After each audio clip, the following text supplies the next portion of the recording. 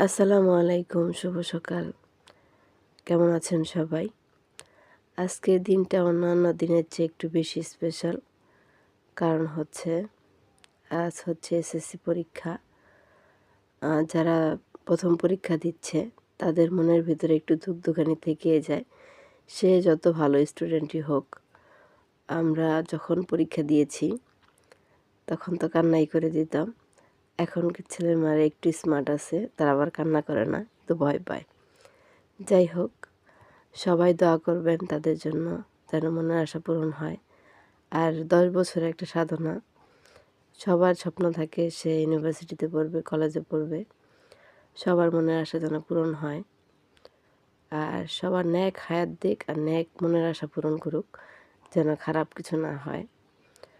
আর সবথেকে বড় কথা হচ্ছে আমরা সবাই দোয়া করব তাদের জন্য। আল্লাহ হাফেজ।